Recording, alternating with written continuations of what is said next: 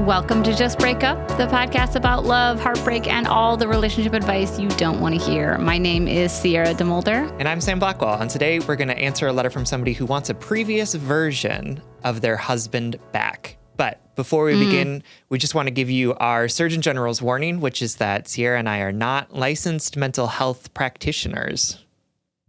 No, we are not professionals. We are not trained in this. So please take our advice as you see fit. We're only here to offer our humble musings to hopefully shed some understanding and maybe some laughs about the incredibly rewarding but mostly confusing experience that is love. All right, so it's the top of the week, so we're going to do a check-in topic, and today's check-in topic is inspired by a letter that is written by therapy enthusiast whose pronouns are they, them, who is writing to us from an anxious bubble. And I'm going to paraphrase the letter. Essentially, it's asking us, how do you break up with your therapist? This letter writer has been seeing their therapist since the early 2021, and their therapist is great and has helped them a lot. And they're very accessible, but they're interested in looking for a different perspective, a different professional. And for this decision, it has a lot to do with identity. The letter writer is a queer, they, them of color, and their current therapist is a straight, cis, older white woman, and they don't have a lot of overlap in identity. And in general, she has been great, the therapist, but they're just at a point where they're ready to break up and move on and see what else is out there. But they're also struggling with like feelings that are comparable to a relationship where you feel like, you know, I've been digging in this well first and while, you know, I've found all the water that is in this well, or maybe there's a different well / perspective that would help me a little bit more or be a better fit. But it's awkward, you know. The letter writer acknowledges that I know this is their job and that therapists get broken up with all the time. And also it's like, nervous, awkward. And also the prospects of finding a new therapist are overwhelming and nerve-wracking. So just Seriously. General conversation about how to break up with your therapist and when to and why. Sure. So, yeah, I'm going to lean on you, Sam, because like I would probably ghost them, which is terrible. I also am terrified of disappointing people and create conflict in my mind. Legit. Yeah. That's the honest to God truth. And I really wish it wasn't. I mean, maybe now in like post Just Break Up world, you know, after all the head and heart work I've done on this show, I would do something differently, but it would still probably be in an email and not in person.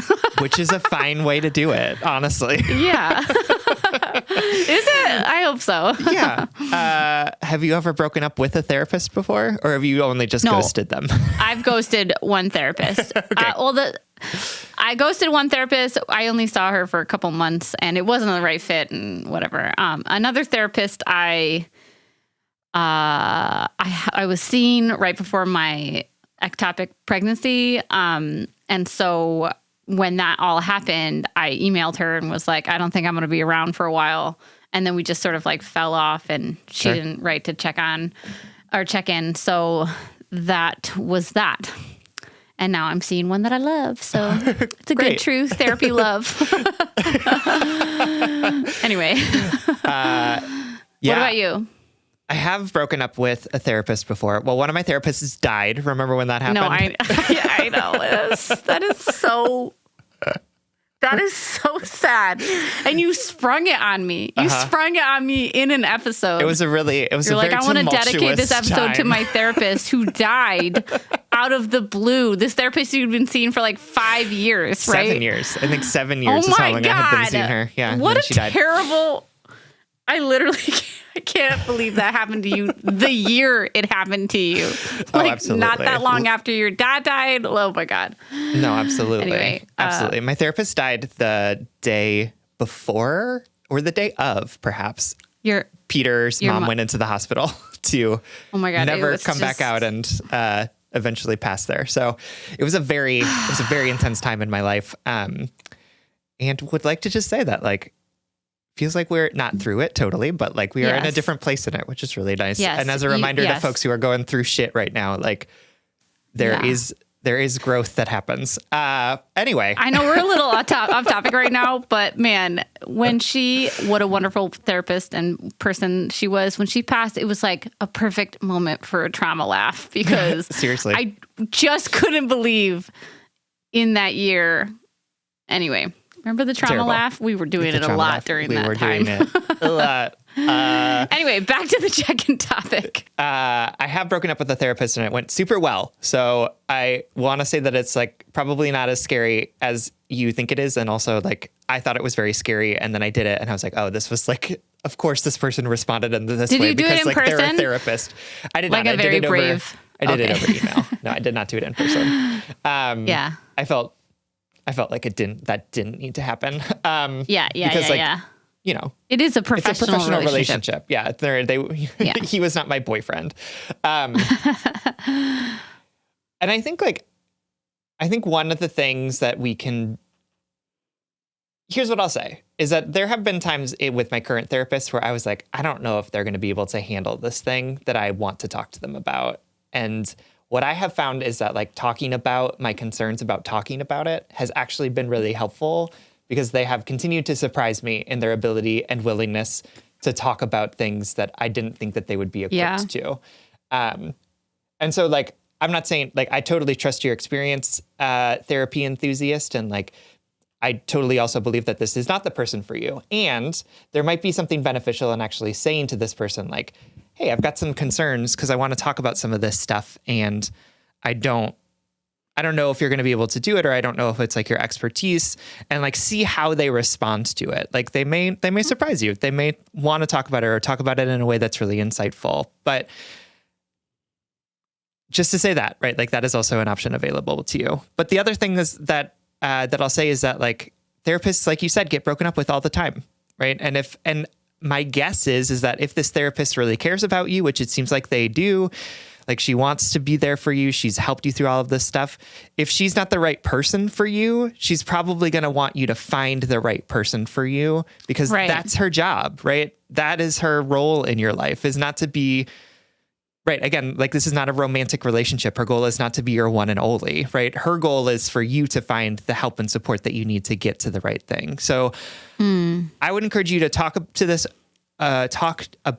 with her. But if that doesn't feel available to you, then write her an email. And I think you can say all of the things that you have said to us in your letter, right? Where it's like, hey, I've had a really great time with this, right? You've been so helpful in all of these different ways, and I've really appreciated all of the work that we've done together. And I think I'm looking for a different perspective. So I'm going to find a different therapist. And thank you for your time. And like, I really appreciate everything that we've done together. Right? Yeah. And I did that with that therapist that I broke up with, and he responded and was like, great, can I refer you to someone? Right? Like that is like, that like he literally was like, yes, absolutely. It is, I want you to be well. And if I'm not the right person for you, then like, let me help you find one. I did not take him up on that because that felt, I was like, no, this is too awkward. I can't do this. And I like found one on my own. But that's funny. But I would be like, yes, desperately, because finding a therapist can be overwhelming. For sure. But you know me, I'm a go it alone type of person. So I was like, I will do this. It is my burden to carry. Yeah. Funny. Yeah. So my hope is that she would respond really well to that, because I think again, like therapists are trained to take this rejection. And it's also not your job to make them feel better about it, right? Because you're not friends, right? Like if they're feeling a type of way about this breakup, I hope that they talk to their therapist or they talk to their loved ones about how it's feeling. But like, my hope is that they wouldn't reflect that back on you. And I think most good therapists wouldn't do that. Yeah. Yeah. I feel called to say a couple things that I honestly didn't plan on saying, but love that. Just to put it out there in the universe too, that like, just because they are, trained professionals doesn't make therapists perfect people. For sure. It doesn't make them like smarter or more evolved than you.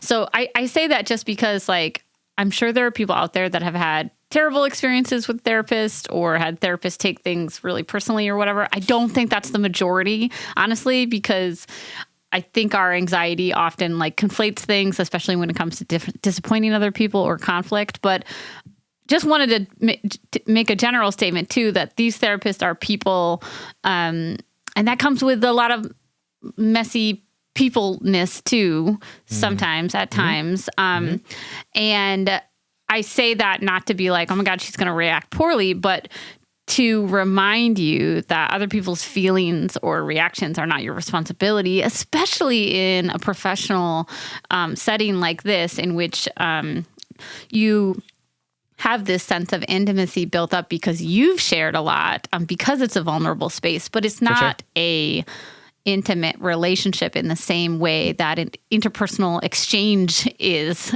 or a relationship with a friend or a lover or a close family member. And for me, that's important. My ongoing like mantra to myself is that it's okay to disappoint other people, or other people's feelings are not my responsibility, or even like I am not that important to that person. My dentist doesn't care if I've flossed every day this week. She's busy with her own life. So even beyond this one interpersonal relationship, like Sam is totally right. I think you can just send a quick email and thank them and give them as much vulnerability in that email as you want. But you also could keep it really quick and sterile and professional and say, this was great. I'm ready for something else. I hope you have a great month or week or year or life. Have a great life. Hags. That you don't have to... What I would say to myself in this situation is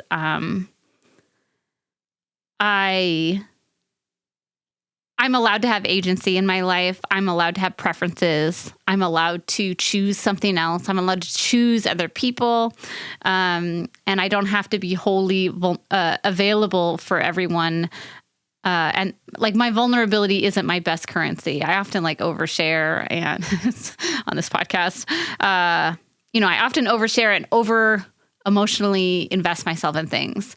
And this can be a difficult decision, but it doesn't have to be one in which you punish yourself or conflate your decision with disappointing this person. Do you know what I mean? Mm-hmm. No, absolutely. For sure. Yeah.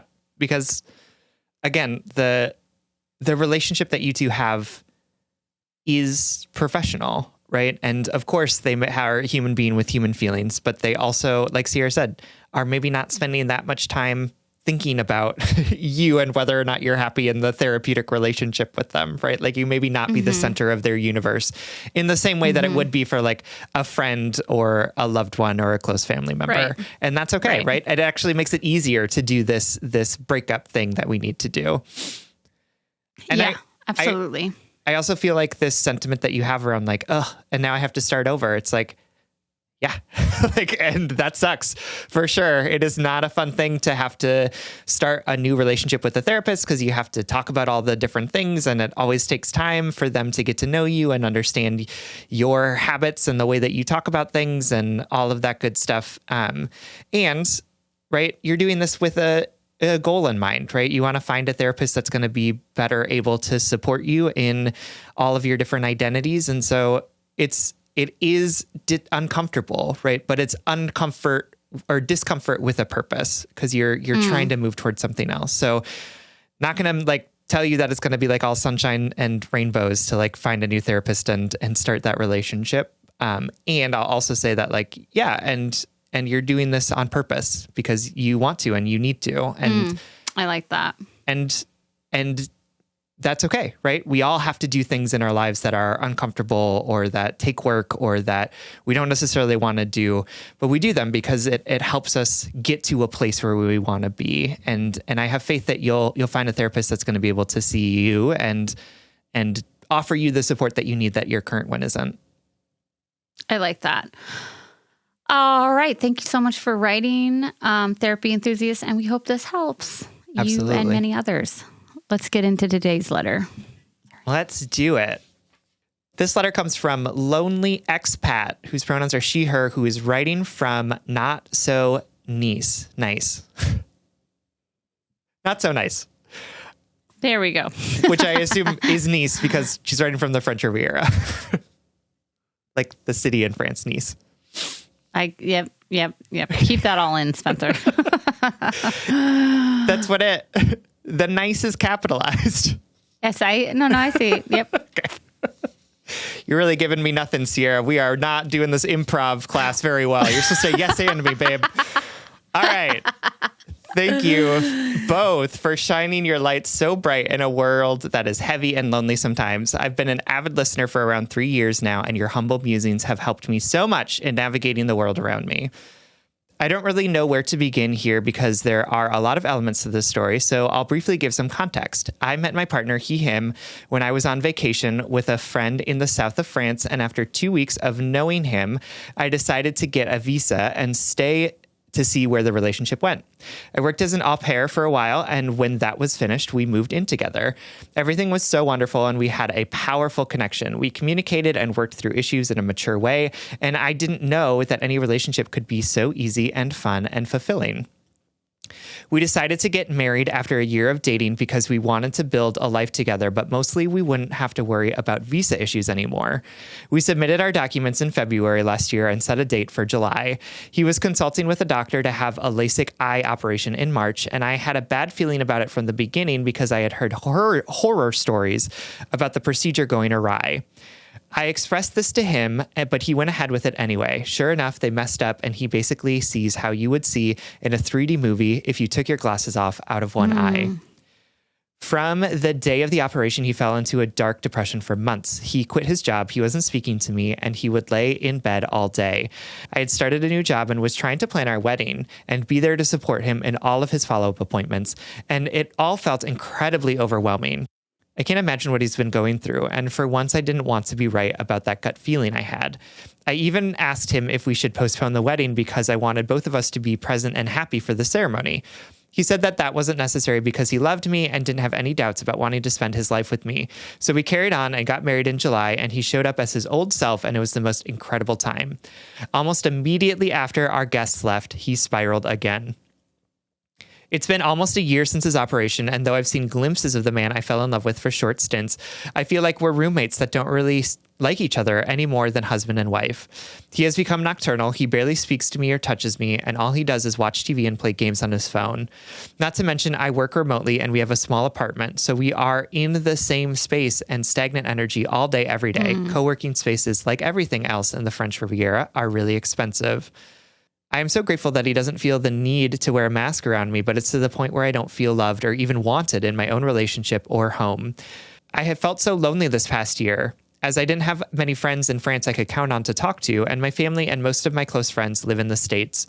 I don't feel like I'm someone that needs constant attention. In fact, I think alone time is healthy in relationships, but I have told him many times I need basic communication, and he just doesn't do it. He has gone to therapy because I told him he needed to, so that was a step in the right direction, but I don't know that it's helping that much. I know that a year isn't a long time to date before getting married, but I feel like he showed me this fake version of himself at the beginning, or I was tricked or something. I have sacrificed a lot to be with him, including learning another language to communicate with his family and friends, and living in a country I don't necessarily want to, with a remote job I hate, just so I can be here with him. And I'm just treated like I don't exist, and it's hurtful, and I'm so fucking fed up. I love him, and I don't want to see him hurting, but I'm also hurt. We even went back to my hometown to visit, and all he wanted to do was lay in bed and barely spoke to me then too, when I spend weeks with his family and friends when we visit Italy.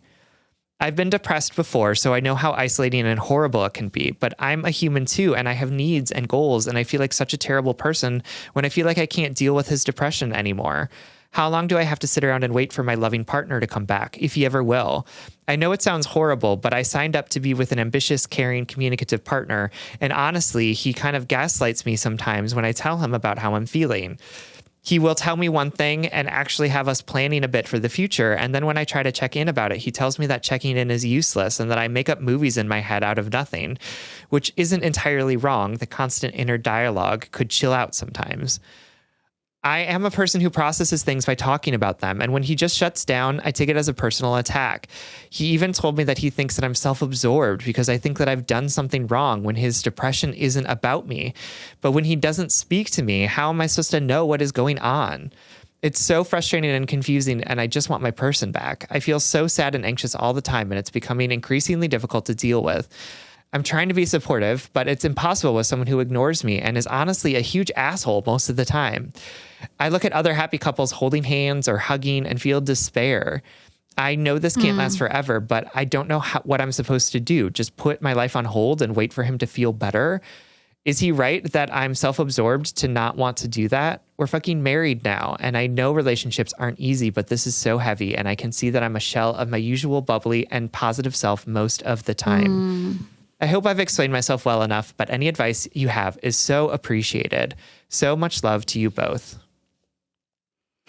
Oh, my darling, thank you so much for writing and for trusting us with this letter. What a terrible, terrible, heavy pickle you're in. I can feel your frustration and your loneliness and your grief, really. You know, I think that there's a lot of anxiety and grief wrapped up in this situation.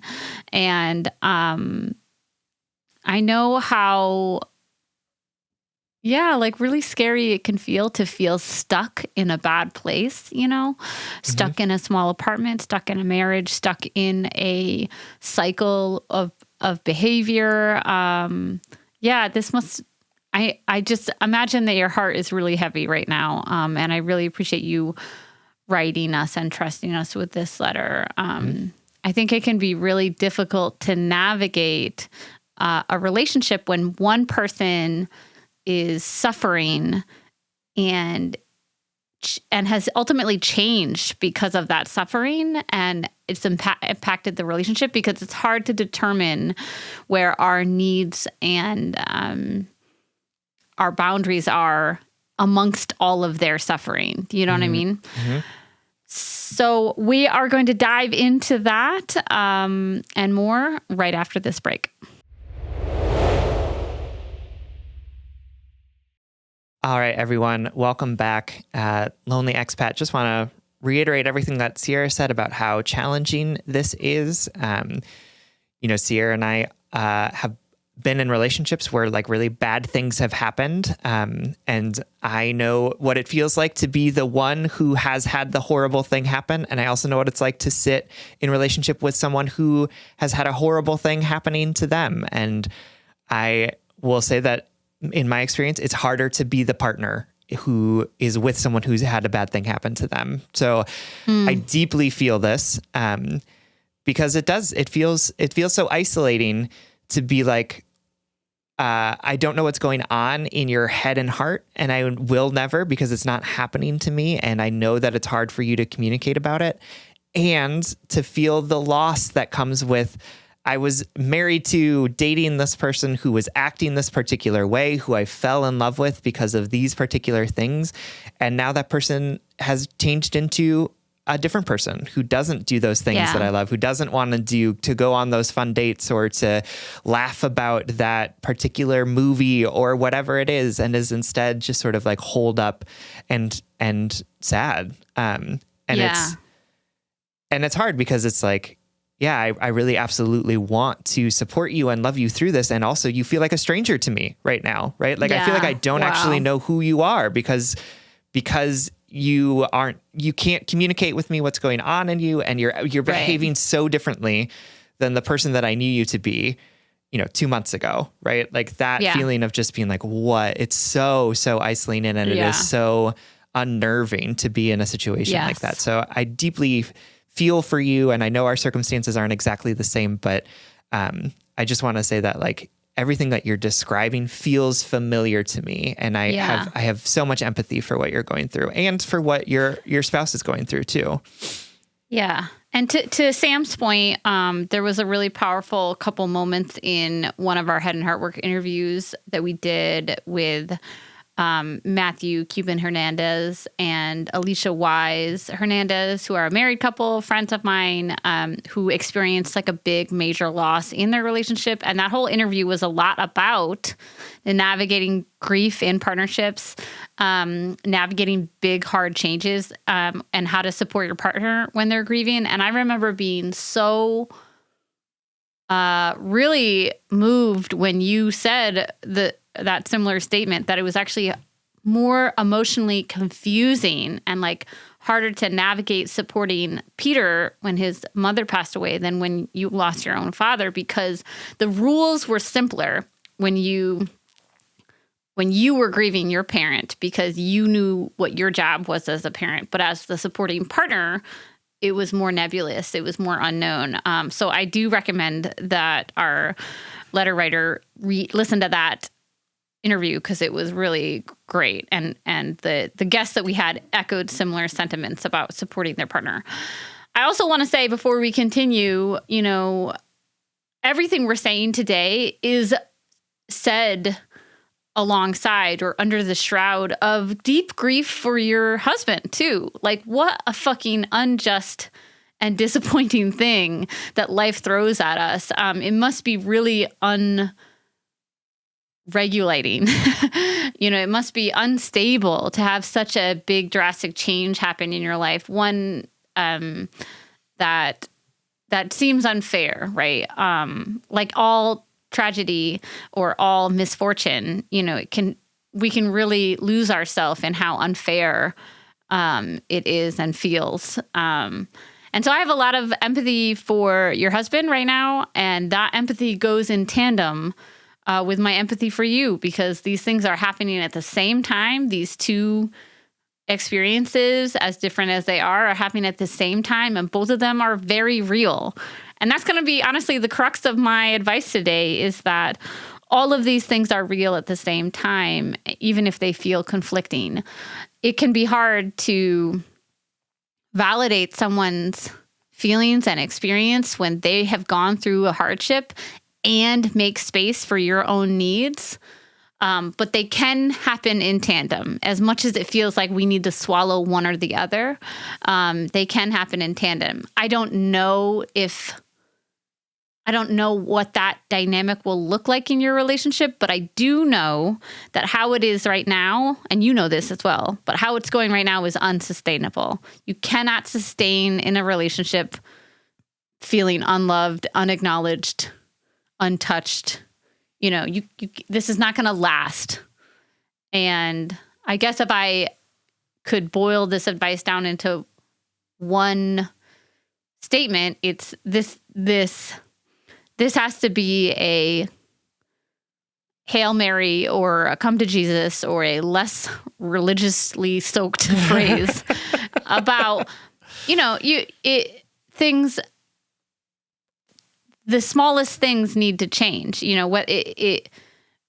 Whether your husband starts communicating with you more or you leave him, on the scale of things that could happen, something has to give, because it can't go on like this forever.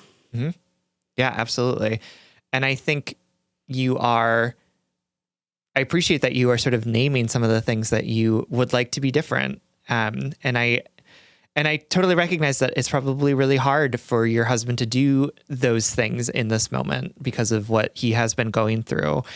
And part of getting through this like grieving process where it's like really hard to be the spouse in this is that the reason why, at least for me, I was able to sort of see the light at the end of the tunnel is because Peter was hearing and reflecting some of the things that I was asking for him, right? Where I was like, you can't just say that you're tired. You have to give me another adjective, right? Like, because it can't be that you're just tired all the time like that. Like, I need something different.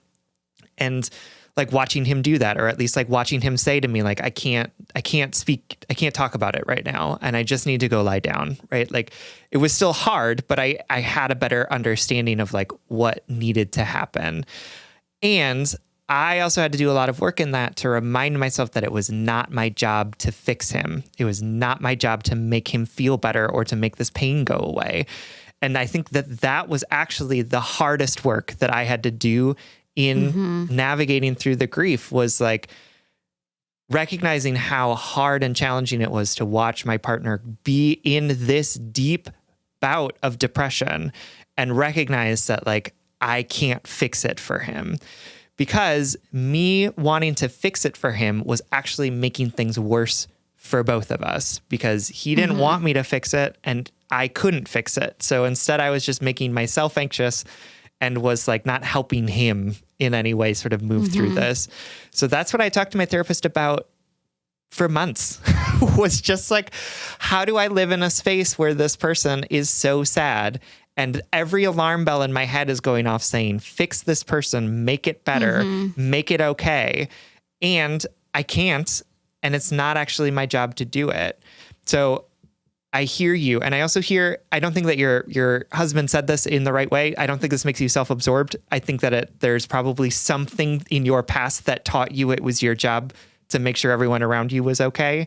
Right. But I do think that there is some work that you can do in this to also remind yourself, right? Like, this isn't going to change anytime soon. And the way that I'm holding it isn't helpful for me. So I need to find a different way to hold it. I need to release myself from something in this that I'm holding myself accountable to that is not actually my job and not actually my problem. Right. Yeah. And that is so hard in a partnership because For sure. you feel like you have to keep the boat afloat by yourself, you know? And so if it feels like, so you're like holding up the boat, you're treading water, or you're frantically, you know, shoveling, that's the wrong word, using a bucket to empty the water out of this sinking ship. And you're like, man, if I stop doing my part, if I stop shoveling the water for him, we're going to sink. You know, if I don't make this, if I don't do his work for him, we're going to sink. Like, how do you drop the shovel / bucket, and float by yourself, you know, take care of what's keeping you afloat. That's terrifying. Oh, that's terrifying. For sure. And Sam's absolutely right. That's what has to happen, at least internally in your heart, right? You have to say, his wellness is not my responsibility, but I am responsible for the boundaries that I put up in this relationship. This is not sustainable. This can't go on. Your relationship is going to drown, right? Like if there's not more teamwork going on here. And I am afraid, I want to also say, like, in those really deeply vulnerable moments when life has been incredibly unjust to you and you're suffering and someone else isn't suffering the same way you are, or the bad thing happened to you and everybody's suffering, but it happened to you, you know? I feel like our egos can get in the way. Our egos can get in the way of healing, particularly when it comes to partnerships, because we have like this nasty habit of taking out our grief on our partners. And I have a little feeling that's a little of this may be happening with your husband, where he feels so depressed or, you know, frustrated with this shitty thing that happened to him, and you are his safe space to lash out, you know? And I hope I'm saying this right, because I totally understand why humans do that and why the ego does that and why our pain does that. I do that. I know that I can be the hardest on my wife because she is my safe place. You know what I mean? And my daughter's going to do it to me because I'm her safe place. And also that prevents us from feeling that necessary discomfort that Sam was talking about in the check-in topic that is required for us to be truly honest and truly access that the reality of the situation, which is taking it out on you and your marriage isn't helping anyone. It's not making that life event more just. It's not taking away that shitty thing that happened. It's just making things. What it is his ego saying, I'm hurting. This is unfair. This shouldn't be happening. For sure. But it is. For sure. Absolutely. Yeah. And I think I appreciate that he's going to therapy. And I also appreciate that you're getting sort of small glimpses of this person that you have been, that you fell in love with. Right. And I will say that, like, coming out of Peter's grief, and Peter is still grieving, right? To be clear, even years after this has been, since his mom passed, the glimpses started to happen. And then I got more and more of them. right? And now it's like 90% of the time, right? We are back in the place where we were when we decided to get married, before my dad died, before his mom died, before before the pandemic, right? And of course, we're still both carrying all of this stuff. You're different with us. people. Absolutely. Yeah. And those glimpses began to get sort of brighter, more long lasting, especially as he was doing the work, right? As he was going to therapy, as he was trying to talk to me more, as I was also doing the work of letting go of the fact that it's not my job to make him feel better, and also being really clear about like, these are the things that I need in this grief that we are both experiencing in this moment, right? I don't need you to not feel bad, and I don't need you to always like love me in the way that I need to. And I need to get out of the house today because like, woof, this is a lot. Or I need you to say something different to me than just I'm tired, right? And sort of seeing some of that work happening too.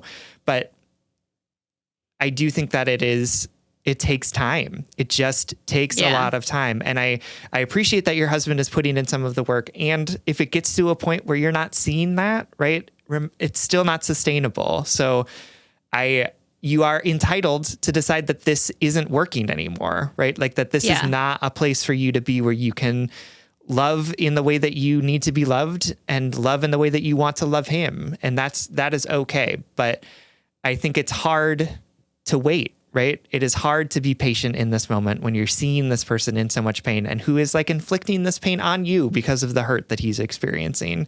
But the only thing that worked in our relationship was for us to both agree that something needed to change, and then for us to be patient with each other and to wait until it got easier for us to be able to do the things we were trying to do. Yeah. So that conversation needs to happen. And I'm sure it's probably happened in some iteration before, but it has to be had again and again until it feels heard, and not heard in the sense that he's going to magically be a different partner or, magically be healed from all of this, but heard in such a way that you two feel like you are on the same team with the same goal, and putting in the same amount of effort. It's hard because, again, like I said, I think our egos get in the way a lot when we are hurting, when we're tired, when we feel like we just want to like be in our little shitty mood. For sure, and also for sure. You can say, again, go back to the idea that two different things can be true at the same time. This is a really hard year. This is a terrible thing that happened to you. And our relationship isn't going to last if we don't change how we approach it.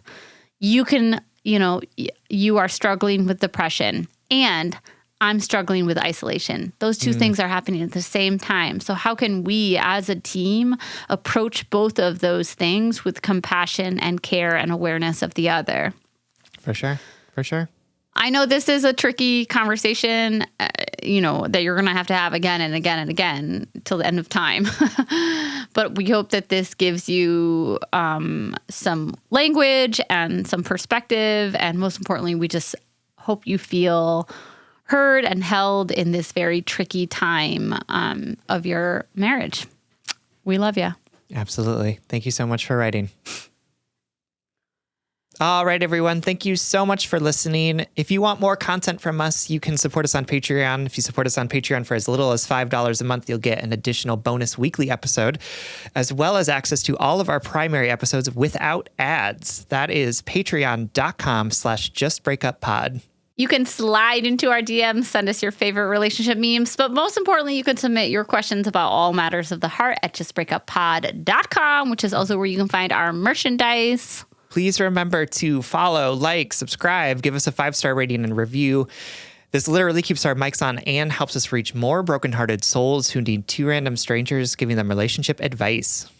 Just Break Up is a production of Duvid Media, original music, recording, editing, producing all magical things by our good friend Spencer Worth Davis, who has a handful of podcasts out there in the world. I know his original podcast, What If, has been doing some episodes lately, so make sure to go check them out. And remember, Two different things can be true at the same time. This week, when you're feeling tension, when you're feeling anxiety, when you're feeling uncertain about something, remind yourself of the multiple truths that are going on at the same time and try to validate each of those in that moment.